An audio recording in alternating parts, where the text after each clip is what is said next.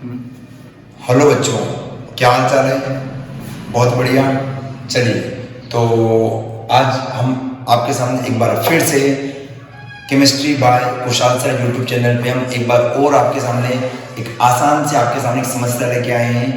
बहुत सारे बच्चों की ये समस्या बनी हुई है कि सर हमें आज भी इलेक्ट्रॉनिक कॉन्फ़िगरेशन निकालना नहीं आता है।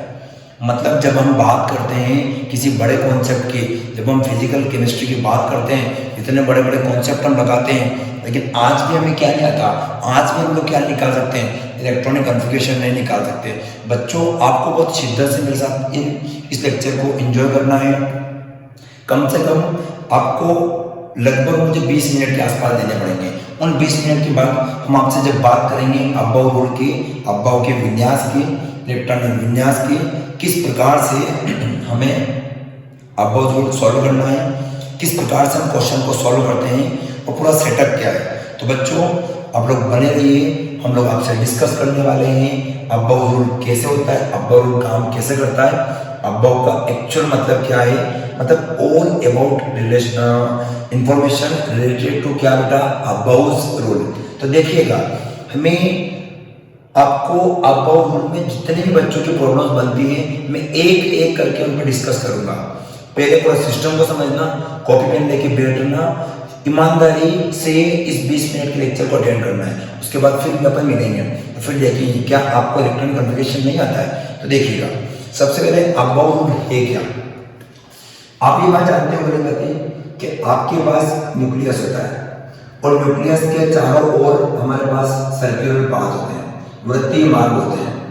इन वृत्तीय मार्गों में जो इलेक्ट्रॉन होता है वो लगातार चक्कर काटता होता है। तो यहाँ पे हमारा इलेक्ट्रॉन लगातार घूमता रहता है। ये बात आप अच्छे से जानते हो। अब देखिए, ये हमारा बिल्कुल जो बीच वाला पार्ट है, इसे हम न्यूक्लियस या फिर नाभिक कहते हैं, जिसमें हमारा इलेक्ट्रॉन ट्रेवल करता है। अब आगे देखिएगा, न्यूक्लियस के अंदर दो प्रकार की चीजें होती है। एक तो होता है न्यूट्रॉन और एक होता है प्रोटॉन। प्रोटॉन के पास पॉजिटिव चार्ज होता है, जबकि न्यूट्रॉन के पास कोई भी चार्ज नहीं होता है। अब अगर मैं बात करूं कि पहले वाले ये न्यूक्लियस है, तो न्यूक्लियस के पास जो सबसे पहला शेल है उसमें कितने इलेक्ट्रॉन्स होंगे, दूसरे शेल में कितने इलेक्ट्रॉन्स होंगे और तीसरे शेल में इलेक्ट्रॉन्स कितने होंगे। तो माय डियर स्टूडेंट्स, सबसे पहले मेरे पास एक फॉर्मूला होता है, this is the unit 2n²। ये फॉर्मूला आपको इस चीज के बारे में बताएगा कि ये नाभिक के चारों ओर जो वृत्तीय मार्ग है, इनमें कितने कितने इलेक्ट्रॉन चक्कर काट रहे हैं, इलेक्ट्रॉन रिवॉल्व कर रहे हैं। तो बच्चों, इन मार्गों को हम ऑर्बिट या फिर शेल कहते हैं। हिंदी में कहूं तो या तो कक्ष कहते हैं या फिर इसे कोश कहते हैं। अब इनमें क्या होता है, इनमें इलेक्ट्रॉन जब चक्कर काटता है तो एक समय पे जब हम देखना चाहें तो वो जगह होगी जहां इलेक्ट्रॉन के मिलने की पॉसिबिलिटी सबसे क्या है, ज्यादा है बच्चों। तो मैंने देखा कि ये वो जगह है जहां इलेक्ट्रॉन के मिलने की पॉसिबिलिटीज, संभावना सबसे क्या है, ज्यादा है। यस, इसी जगह को हम कहते हैं कक्षक या फिर ऑर्बिटल कहते हैं। क्या कहते हैं बेटा, ऑर्बिटल्स। अब जब आप एनर्जी के हिसाब से देखोगे तो अलग अलग टाइप के ऑर्बिटल्स होते हैं। सबसे पहले अगर मैं बात करूं तो मेरे पास एक होता है एस ऑर्बिटल, एक होता है पी ऑर्बिटल, एक होता है डी ऑर्बिटल और एक होता है एफ ऑर्बिटल। चार टाइप के आपके पास क्या होते हैं, ऑर्बिटल्स होते हैं। अब इलेक्ट्रॉन्स निकालना है हमें, तो देखिएगा, सबसे पहले ये आपकी पहली कक्षा जिसे आप के कहोगे, फिर एल, फिर एम, ऐसे अगर अगले की बात करेंगे तो ये एन होगा। इस प्रकार से हमारा एक सीक्वेंस चलता है। तो अगर मैं पहले की भी बात करूं, अगर मेरे पास एन बराबर कितना हो, 1 हो, तो अधिक से अधिक कितने इलेक्ट्रॉन्स उसके अंदर हो सकते हैं। तो देखिएगा बच्चों, सबसे पहला विचार करो, देखिएगा ध्यान से, 2 × 1 का स्क्वायर। देखो, 1 का स्क्वायर कितना बैठेगा, 1 बैठेगा। 1 का मल्टीप्लाई 2 में करो, यानी कि कितने इलेक्ट्रॉन्स होंगे, 2 इलेक्ट्रॉन्स होंगे। तो ये जो पहला वाला सर्कल है जिसे आप के नाम दे रहे हो, उसके अंदर कितने इलेक्ट्रॉन्स हो गए, 2 इलेक्ट्रॉन्स आपके पास हो गए। और ये बात आप अच्छे से जानते हो कि एस ऑर्बिटल की मैक्सिमम कैपेसिटी कितनी की होती है? 2 इलेक्ट्रॉन्स की होती है। इसका मतलब न्यूक्लियस के सबसे पास वाली जो कक्षा है, जिसे आप नंबर में 1 2 3 4 ऐसे नंबर कर रहे हो, तो पहले वाली जो आपकी कक्षा है उसके अंदर आपके पास मैक्सिमम कितने इलेक्ट्रॉन बच्चों? 2 इलेक्ट्रॉन है।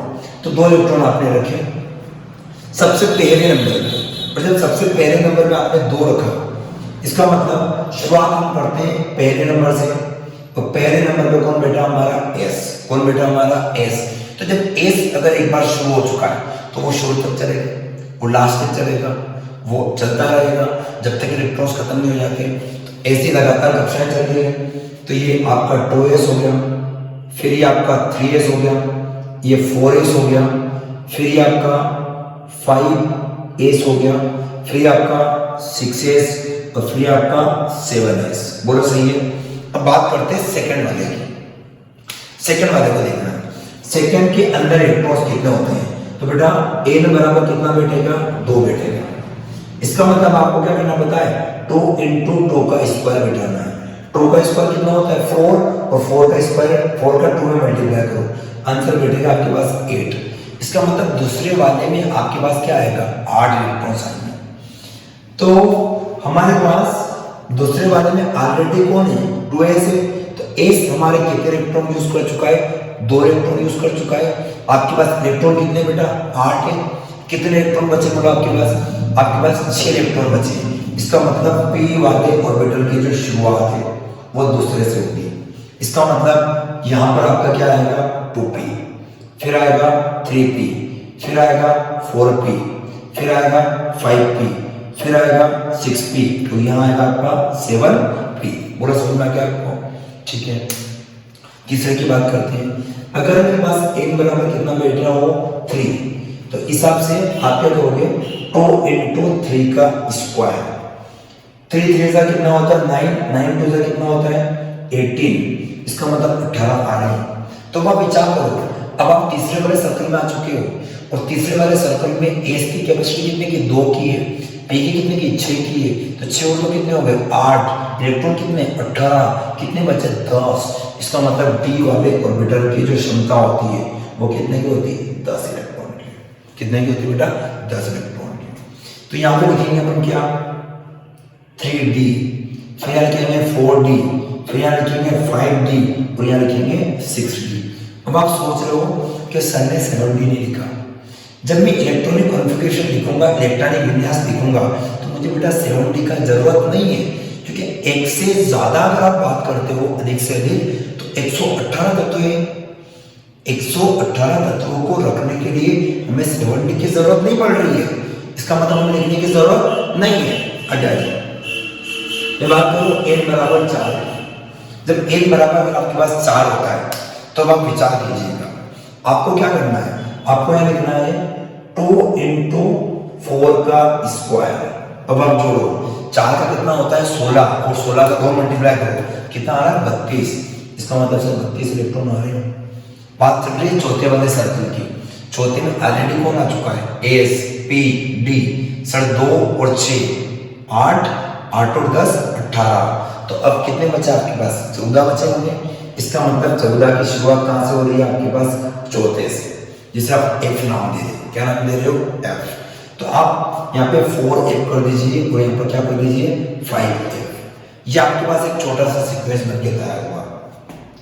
ये बात कौन कह रहे हैं? ये बात आपसे कह रहे हैं एक विशेष प्रकार का नियम है, जिसे हम कहते हैं अफबाओ का नियम। अफबाओ का नियम, अंग्रेजी में कहते हैं इसको अफबाओ रूल। कौन सा रूल? अफबाओ रूल। अब जैसे मैं अफबाओ लिखता हूं, लोगों के दिमाग में पिक्चर का शेडो लिखता है कि अफबाओ किसी साइंटिस्ट का नाम होगा। ऐसा नहीं है बच्चों। अफबाओ एक जर्मन भाषा का शब्द है। अफबाओ एक कौन सी भाषा का शब्द है? जर्मन भाषा का शब्द है, जिसका अर्थ होता है क्रमिक रचना। सीक्वेंस वाइज आपको अरेंज करना है इलेक्ट्रॉन्स को।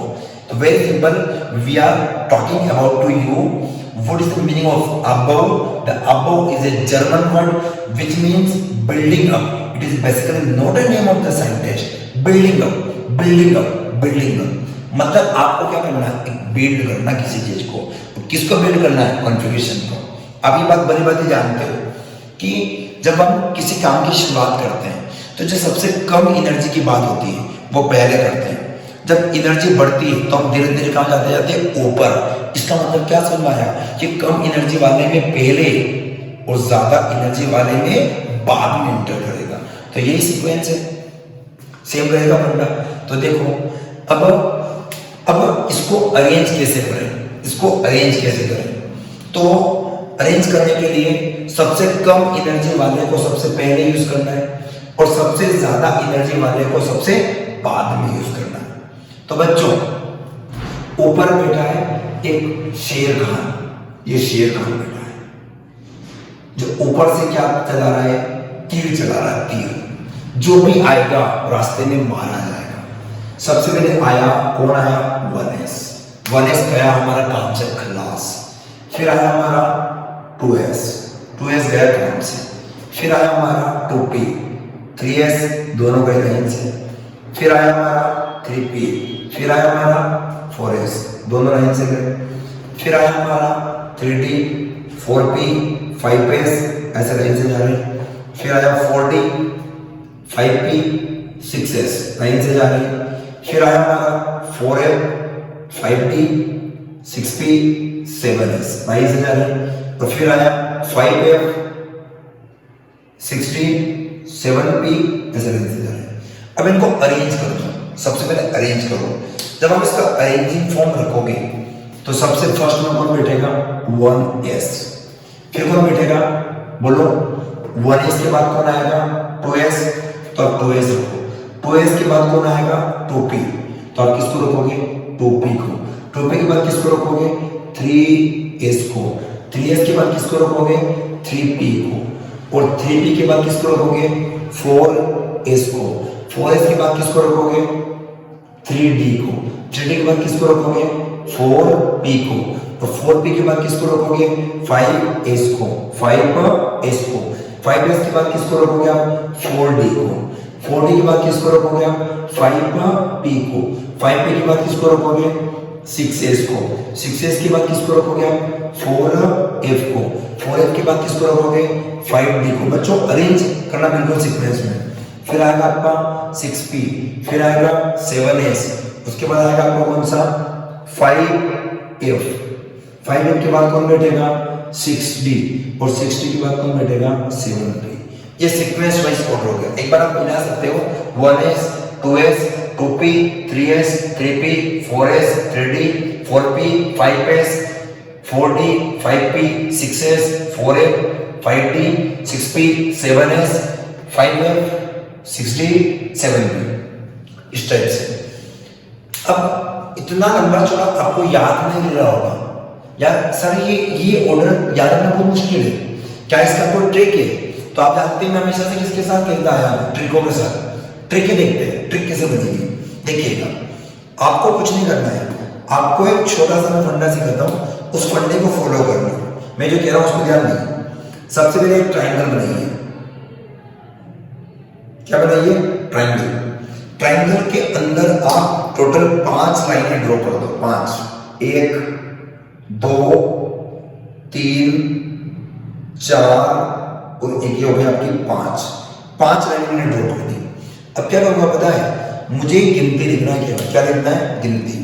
सबसे पहले यहां लिखना है 1, फिर दोनों साइड में लिखना है 2, फिर मुझे लिखना है 3, फिर मुझे लिखना है 4 के बाद मुझे लिखना है यहाँ पे कितना, 5, और 5 के बाद मुझे लिखना है कितना, 6, और 6 के बाद मुझे कितना लिखना है, 7। ऐसा लिख दोगे आप।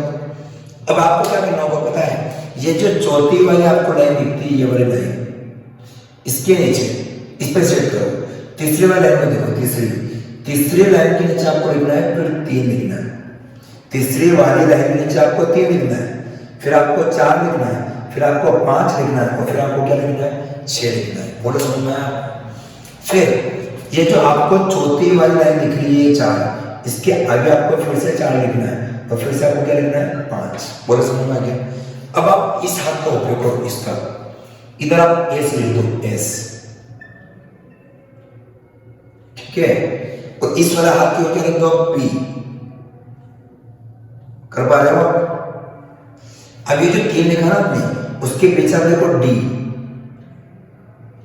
और ये जो 4 और 5 लिखा ना, उसके पीछे आप क्या देखो एफ। अब आप ऑर्डर मिलाओ, देखो सबसे पहले 1s मिलाइएगा, फिर 2s, फिर 2p, फिर 3s, फिर 3p, फिर 4s, फिर 3p, फिर 4p, 5s, 5s पर मिलाइए 4d, 5p, 6s, 4f, 5d, 6p, 7s, 5f, 6d और 7p।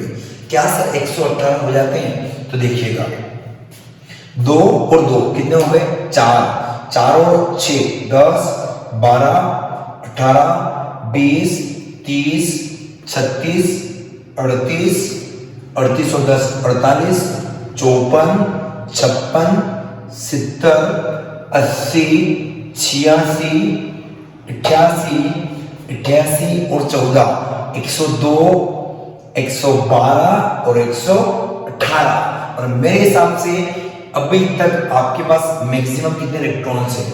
118 इलेक्ट्रॉन्स हैं। अब बहुत सारे बच्चों के दिमाग में एक बहुत बड़ा कंफ्यूजन अभी भी आ रहा है, बोलो क्या? कि सर आपने बोला कि सबसे कम एनर्जी में इलेक्ट्रॉन सबसे पहले इंटर करो और सबसे ज्यादा एनर्जी वाले ऑर्बिटल में इलेक्ट्रॉन सबसे बाद में इंटर करो। तो सर मुझे कैसे पता चले कि 1s की एनर्जी सबसे क्या है?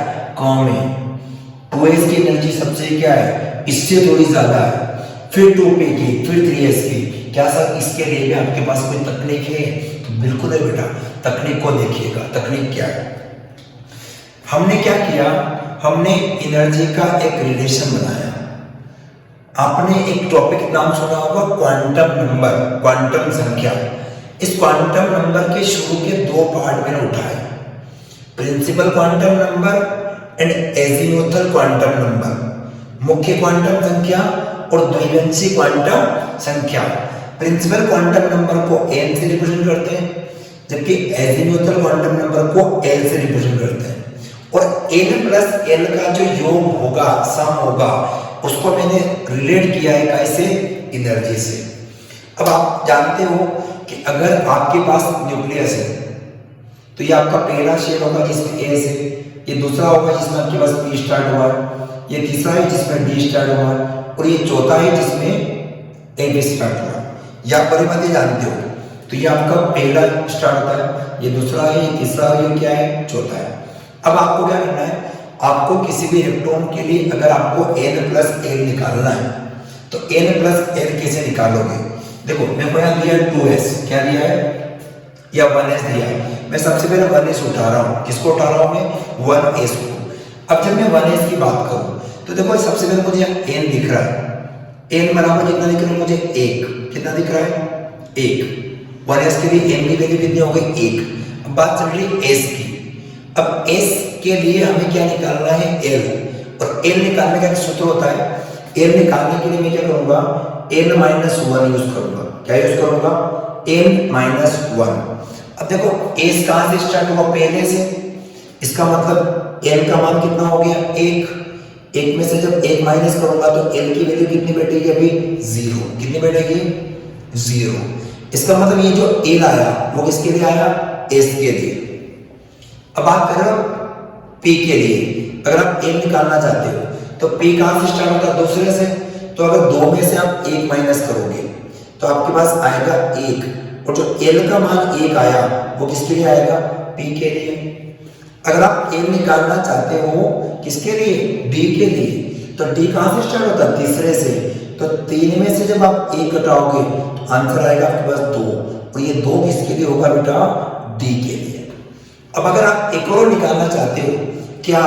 l, और वो किसके लिए? f के लिए। तो f स्टार्ट होता कहां से? चौथे से। तो जब 4 में से आप 1 घटाओगे तो बेटा आंसर बैठेगा 3, और ये 3 आंसर किसके लिए होगा? f के लिए। अब आपको एनर्जी कंपेयर करना है, किसकी एनर्जी ज्यादा, किसकी एनर्जी कम है। तो आप रटो मत, आप ध्यान दो। सबसे पहले मैंने लिया 1s। 1s में मेरे पास n की वैल्यू कितनी आ गई? 1। अब मैं बात कर रहा हूं s के लिए, जो l की वैल्यू है वो कितनी आ गई? 0। तो मेरे पास l की वैल्यू कितनी आ गई? 0। बोला है बेटा। अब आपको दोनों को जोड़ना है। तो देखो अगर आप एक में 0 जोड़ोगे तो आपके पास उत्तर कितना आएगा, 1 आएगा। बोला आएगा कि नहीं आएगा। अब आप देखो 2s ले लो, क्या ले लो, 2s। 2s में अगर अपन निकाल के देखें तो 2s में n प्लस l का वैल्यू कितना बैठेगा। तो देखो यहाँ पे सबसे पहले n की वैल्यू 2 आ गई और s की वैल्यू मैंने अभी आपको बताया कितना आ रही है, 0। तो मेरे हिसाब से आंसर कितना बैठ गया, 2। अब देखो एनर्जी इक्वल होती है n प्लस l के, कंपेरेटिव है ना। तो यहाँ पे 1 और यहाँ पे 2 है। तो मेरे हिसाब से आपके पास जो आंसर बैठ रहा है उस आंसर के हिसाब से आपके पास 1s की एनर्जी 1 है और 2s की एनर्जी कितनी है, 2 है। इसका मतलब 1 छोटा और 2 बड़ा है। तो पहले इलेक्ट्रॉन किस में एंटर करेगा, 1s में, फिर किस में एंटर करेगा, 2s में। अब अगर मैं कंपैरिजन कर रहा हूं 2s और 2p का और फिर 3s का करते हैं, इसमें पहले किस में करेंगे। तो देखो अभी हमने निकाला 1 मिनट पहले कि जो n की वैल्यू है वो 2 है और s की जो वैल्यू है वो कितनी बैठ रही है आपके पास, मिलाओ 0 आ रहा है। तो आंसर बैठ रहा है आपके पास 2। यहाँ की बात करते हैं तो 2 प्लस p की जो वैल्यू आ रही है वो आ रही है 1। तो आंसर आ रहा है आपके पास 3। यहाँ की मैं बात करूं तो 3 प्लस आंसर कितना आ रहा है बेटा, 3 प्लस s के लिए आ रहा है 0। आंसर कितना आ रहा है, 3। तो आपको क्लियर हो गया कि 2s और 2p में जो इलेक्ट्रॉन होगा वो पहले 2s में एंटर करेगा, उसके बाद किस में एंटर करेगा, 2p में। अब आपके दिमाग में प्री क्वेश्चन बन गया कि सर 2p और 3s में तो एनर्जी सेम आ रहा है, तो पहले 2p में क्यों, 3s में क्यों नहीं। तो बच्चों एक खास मुद्दे की बात सुनिए, इसका n का मान 2 है जबकि इसके n का मान कितना है, 3 है। तो इसके n का मान छोटा तो इलेक्ट्रॉन पहले इसमें जाएगा और फिर इलेक्ट्रॉन किसमें जाएगा, 3s में जाएगा।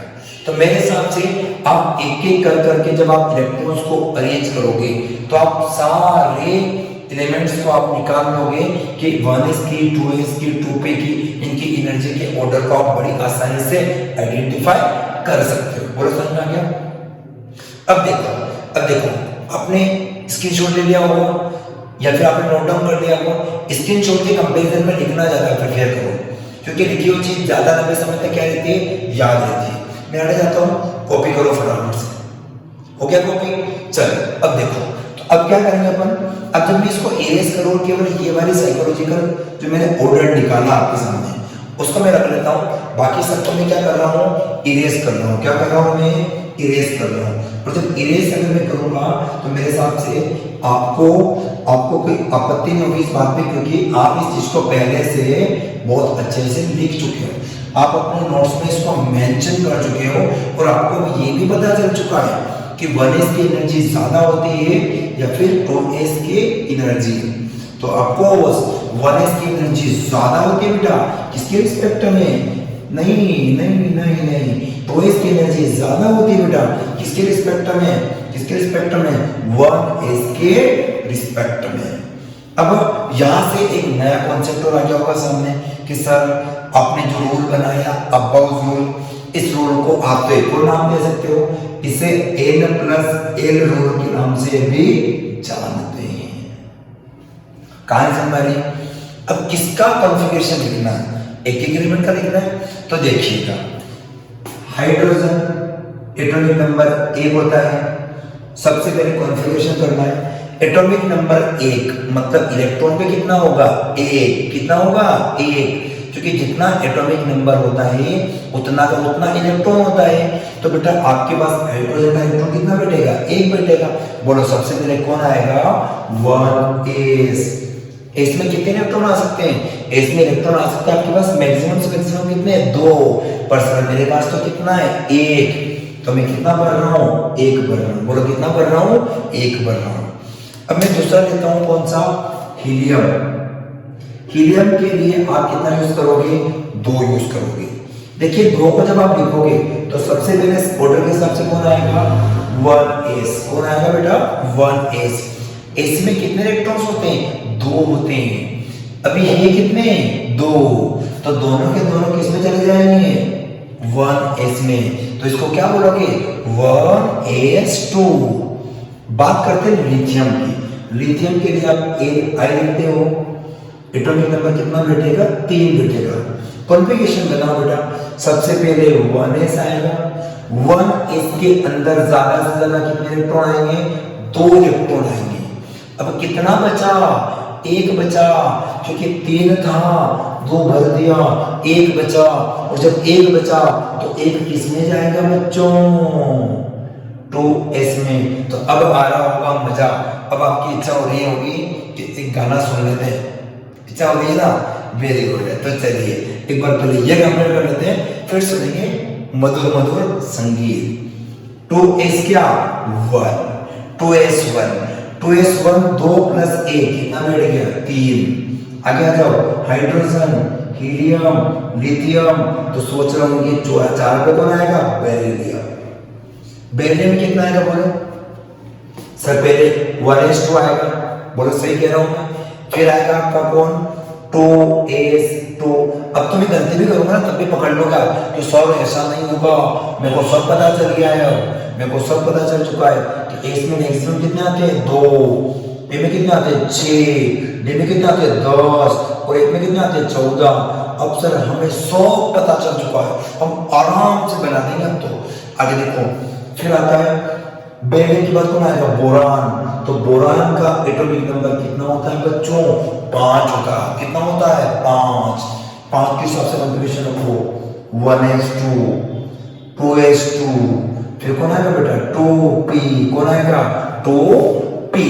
अब देखो 2 में कितना करोगे, 2 में कितना करोगे, 2 2 कितना हो गया, 4, 4 में कितना होता है, 5, तो 5 इलेक्ट्रॉन बढ़ दो। अब आप सोच रहे होंगे कि सर से मैं 118 तक क्यों लिखवा दूं, या आप सोच रहे हो क्या, प्रैक्टिस किसको करना है, हमें मतलब समझ गए, हम दोनों को। तो आशा करता हूं कि मैंने जो प्रैक्टिस करी उसके हिसाब से आप आगे एग्जाम पर क्या करोगे, सॉल्व कर पाओगे। तो अभी हमें ज्यादा कुछ नहीं, 1 से 30 तक की प्रैक्टिस करना है एक करंट अभी इसी लेक्चर में। तो 1 से 30 तक जब प्रैक्टिस करने बैठेंगे तो मेरे हिसाब से आप कहाँ याद करोगे, ऐसे करते करते करते करते आप 30 तक पहुंचोगे। अब आपके दिमाग में फिर क्वेश्चन बन गया कि सर 30 तक के एटॉमिक नंबर तो याद ही नहीं हमको, वो क्या करें, उसका क्या बिठाएंगे। तो देखो आप मेरे सामने देखो, hydrogen, helium, lithium, beryllium, boron, carbon, nitrogen, oxygen, fluorine, और ये क्या हो गया, नियोन। ठीक है, नियोन के बाद ऐसे गिनते जाना, 6 7 8 9 10। फिर बैठेगा सोडियम, सोडियम के बाद कौन आता है, मैग्नीशियम, फिर कौन आता है, एल्यूमिनियम, एल्यूमिनियम में 14, 14 कौन आता है बेटा, सिलिकॉन। इसके बाद 15, 15 कौन आता है, फास्फोरस। 16, 16 कौन आता है, सल्फर। 17, 17 पे कौन आएगा आपका, कौन आएगा, क्लोरीन। 18 पे आएगा आपको कौन, आर्गन, कौन आएगा, आर्गन। 19, 19 पे कौन आएगा, पोटेशियम, और 20 पे कौन आएगा, कैल्शियम। यहाँ तक आपको याद हो गया होगा कैल्शियम। एक बार फिर सब बोलो, hydrogen, helium, lithium, beryllium, boron, carbon, nitrogen, oxygen, fluorine, neon, sodium, magnesium, aluminium, silicon, phosphorus, sulphur, chlorine, argon, potassium और कैल्शियम। अब बात करते हैं किसकी, 21वें एग्जाम्पल की। 21वां देखिएगा, मैंने लिखा scandium, titanium, vanadium, chromium, manganese, iron, cobalt, निकल, कॉपर और क्या, जिंक। ये हो चुका हमारा कहां तक, 30 तक। कहां तक हो चुका है, 30 तक। अब आपको लिखने में आसानी होगी। मैं आपको यहाँ पे एक नई चीज और बताना चाहूंगा, बहुत सारे बच्चों को आज भी संकेत अर्थात सिंबल लिखना नहीं आता है। आप लिखते हो, मैं भी कह रहा हूँ आपको नहीं आता, आपको आता है पर आप गलत लिखते हो। वो कैसे, देखो अगर किसी भी वर्ड का जब आप संकेत, किसी भी नाम का जब आप संकेत लिखते हो, जैसे मैंने लिखा स्कैंडियम, क्या लिखा मैंने, स्कैंडियम। डाल्टन साहब कहते हैं कि जब भी आप किसी भी तत्व का, एलिमेंट का जब आप सिंबल लिखते हो एक एटम का, तो सिंबल लिखते समय याद रहे जो आपका फर्स्ट लेटर होता है वो कैपिटल होता है और बाकी सारे लेटर क्या होते हैं, स्मॉल होते हैं। तो स्कैंडियम ऐसे लिखोगे, बोलो सही लिखोगे। अब आप सोच रहे हो कि इसका सर में कॉन्फ़िगरेशन भी बता देंगे, ये आप सोच रहे हो ना, तो बिल्कुल आप सही सोच रहे हो। इसका एटॉमिक नंबर कितना होता है, 21 होता है।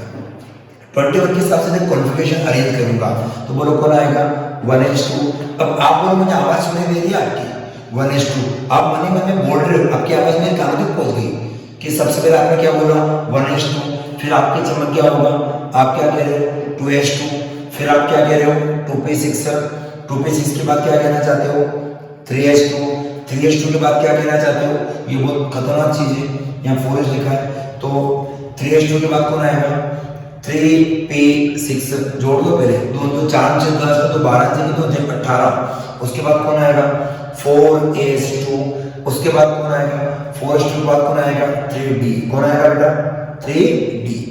देखो 3d निकालना है। अब आप थोड़ा सा विचार करो, विचार ये करो कि 2 तो 4 से 10 तो 12 से 18 और 2 कितने हो गए 20, तो 1 से बढ़ लो कितना हो गया 21। ऐसा आप क्या करोगे, टाइटेनियम में आप कितना करने वाले हो 2 करने वाले हो, वेनेडियम में आप कितना करने वाले हो 3, ऐसे क्रोमियम में कितना करने वाले हो 4, मैग्नीज में 5, आयरन में 6, कोबाल्ट में 7, निकल में 8, कॉपर में 9 और जिंक में 10। लेकिन आपको इन दोनों एलिमेंट्स के ऊपर बहुत ज्यादा गौर करने की क्या है जरूरत है। क्यों? क्योंकि ये दोनों के दोनों आपके पास अपवाद बनते हैं। अपवाद मतलब एक्सेप्शन, मतलब क्या है एक्सेप्शन। सर क्यों है एक्सेप्शन, क्या कारण है एक्सेप्शन का, हम क्यों माने वो एक्सेप्शन? तो देखो थोड़ा सा दिमाग चलाते हैं। दिमाग चलाने वाली बात क्या है बेटा, अगर मैं बात करूं क्रोमियम की एटॉमिक नंबर 24 होता है, और मैं बात करूं कॉपर की एटॉमिक नंबर कितना होता है 29। ऑर्डर आपको पता ही, अभी मैंने बताया इस ऑर्डर में आप लिखो, तो सबसे पहले 1s2 लिखोगे, फिर लिखोगे 2s2, फिर लिखोगे 2p6, फिर लिखोगे आप 3s2, फिर लिखोगे आप 3p कितना 6, फिर आप लिखोगे 4s2 और फिर लिखोगे आप 3d4, ये लिखोगे आप।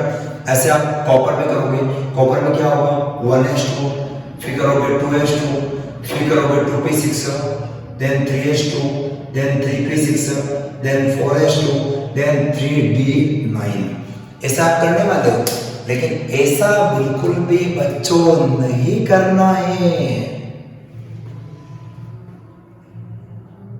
बनने से ग्रेड टूट गया, बड़ा मुश्किल से तैयार किया था, बड़ा मुश्किल से डिजाइन किया सर आपके लेक्चर को समझ समझ के, फिर आप क्या कह रहे हो? तो देखो मेरे साथ थोड़ा और मेहनत करो।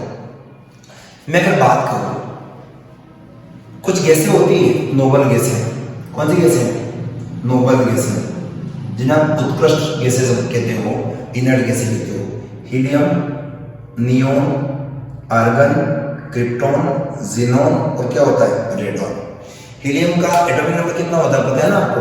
इसका 2 होता है, इसका 10 होता है, इसका 18 होता है, इसका 36 होता है, इसका 54 होता है, इसका कितना होता है 86। इतना लंबा कॉन्फ़िगरेशन लिखना बहुत महंगा पड़ता है, बहुत भारी भरकम कॉन्फ़िगरेशन है। तो इस कॉन्फ़िगरेशन को शॉर्ट करने के लिए कुछ इन नोबल गैसों का यूज किया जा सकता है। जैसे मेरे पास 2 2 4 और 6 10 और 2 12 और 6 18, तो 18 तक में मेरे हिसाब से किसका यूज कर सकता हूँ मैं? नोबल गैस होगा। और नोबल गैस 18 वाले कौन है? आर्गन। इसका मतलब मैं आगे जाऊं तो आर्गन लिख सकता हूँ। मतलब ये इटसेल्फ कह रहा है, खुद ही कह रहा है कि ये कॉन्फ़िगरेशन किसको एक्सप्लेन करता है? आर्गन को। किसको बेटा? आर्गन को। अब देखो, अब नेचुरल नंबर में अरेंज कर दो, तो 3 पहले आएगा और 4 बाद में आएगा। तो पहले लिखो आप 3d4 और फिर क्या लिखोगे 4s2, बोलो ऐसे ही करोगे आप, ऐसे यहाँ करोगे, यहाँ से यहाँ तक आप किसको लिखोगे? आर्गन को लिखोगे। उसके बाद आप 3d9 करोगे और फिर करोगे 4s2। अब ऐसा नहीं करना है। क्यों नहीं करना है इसका मैं आपको रीजन देता हूँ। देखो ये पूरा वैलिड है, पूरा सही है, लेकिन आप ये बात जानते हो कि डी के अंदर, डी और मैं एस की बात करता हूँ, पीछे वाले जो बचे ये आपका डी, शायद कलर नहीं जम रहा होगा आपको क्योंकि एक जैसा हो जाएगा, तो ये आपका डी वाला हो गया, जिसमें 1 2 3 और 2 कितने हो गए? 5 बॉक्सेस होते हैं जिनको हम ऑर्बिटल्स कहते हैं, और ये हमारा हो गया एस। ऐसे इस डी की बात करूं तो इस डी के पास में कितने होते हैं? ये डी के पास 1 2 3 और ये हो गया कितना? 4 और 1 5, और ये हो गया हमारा एस। बोलो सही है।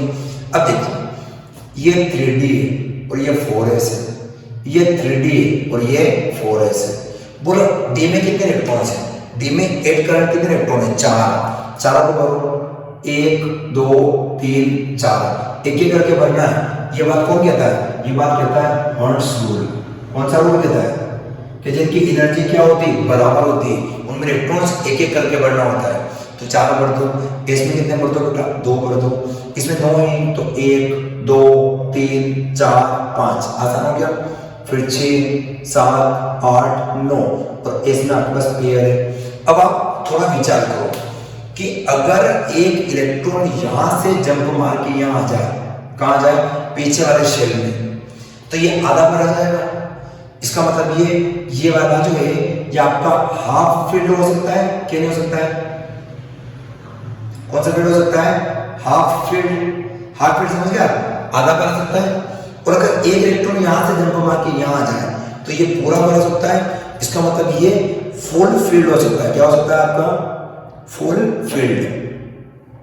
और आप ये बात बड़ी बात जानते हो, बहुत अच्छे से जानते हो कि अगर कोई भी आपका ऑर्बिटल है वो या तो आधा भरा है या पूरा भरा है, उसकी स्टेबिलिटी मतलब उसका स्थायित्व बहुत क्या हो जाएगा, ज्यादा हो जाएगा। तो ये अपनी स्टेबिलिटी को क्या करने के लिए, मेंटेन करने के लिए ये क्या करते हैं, ये बड़ी आसानी से इस एस से इलेक्ट्रॉन क्या कर लेते हैं, निकाल लेते हैं। और जब बच्चों इलेक्ट्रॉन निकाल लेते हैं, जब ये इलेक्ट्रॉन बाहर खींच लेते हैं, तो अब क्या होगा, पहले यहाँ पे कितना था, यहाँ पे 4 था, जब एक और शिफ्ट हो जाए तो यहाँ अब 4 नहीं रहेगा, यहाँ कितना हो जाएगा, 5, और यहाँ कितना बचेगा, 1 बन गया। इसका मतलब सर लास्ट में क्या आएगा, 3d5 4s1, यस और नो। तो नीचे आ जाओ, इधर कितने हो गए, अब सर यहाँ 2 नहीं रहेगा, 1 इलेक्ट्रॉन रहेगा, और यहाँ का इलेक्ट्रॉन इधर आ गया, तो सर इधर हो गए कितने, 10। तो यहाँ हो जाएगा 3d10 4s1। तो बोलो कर पाओगे, इलेक्ट्रॉन s का कहां ले जाना है, d में, s का कहां ले जाना है आपको, d में। तो यहाँ 4 की वजह कितने हो जाएंगे, 5, और यहाँ 9 की वजह कितने हो जाएगा, 10, और जहां 2 था वहां हो जाएगा 1। तो रीजन क्या निकला, due to stability, half filled की भी और फुल फील्ड की भी, दोनों की स्टेबिलिटी को मेंटेन करने के लिए, स्थायित्व को बनाए रखने के लिए ये इलेक्ट्रॉन्स क्या करते हैं, निकालते हैं। तो इस हिसाब से हम बड़ी आसान से वे में एटॉमिक नंबर 1 से लगाकर 30 तक के कॉन्फ़िगरेशन को बड़ी आसानी से लिख सकते हैं। आशा करता हूं कि आपका पूरा केमिस्ट्री का जो अबव रूल है, N+L जिस रूल को नाम कहते हैं, जिसे इलेक्ट्रॉनिक कॉन्फ़िगरेशन रूल कहते हैं, वो आपको बहुत अच्छे से समझ में आया होगा। आपको पूरा लेक्चर क्लियर हो गया होगा, जिसमें 2 एक्सेप्शन की भी हमने डीलिंग करी है, जिसमें हम आसान तरीके में समझे कि कैसे सॉल्व करना है। अगर आपको समझ में आ गया तो आप इसको कंटिन्यू एक आध बार रिवाइज कीजिएगा, और ये जो मैं आपको प्रैक्टिस क्वेश्चन दे रहा हूँ, इन पे आप एक बार अपना हाथ घुमाइए ताकि आपको समझ में आए कि किस प्रकार से हमें इन चीज़ों के साथ में डील करना है। चीज़ों को कंटिन्यू प्रैक्टिस में रखिए, और आपको इस रूल के बिना चीज़ें करना आसान नहीं होगी केमिस्ट्री में, क्योंकि ये चीज़ आपको आना चाहिए। और अब आप ये चीज़ भी क्लियर हो चुकी है कि 1s और 2s में एनर्जी का ऑर्डर किस प्रकार से डिपेंड होगा। तो मेरे हिसाब से आप लोग इस रूल को समझ गए होंगे। अगर आप समझ गए तो आप सबसे पहले, ऐसे हमारे बहुत सारे दोस्त हैं जिनको ये चीज़ नहीं आती है तो आप खुद बताएं, आपकी प्रैक्टिस होगी, आप बताएं, और साथ में अपने YouTube लेक्चर को उसको दो, ताकि थोड़ी मेहनत मैं करूँ, थोड़ी मेहनत आप करो, हम दोनों मिला के उस बच्चे का फायदा कर सकते हैं।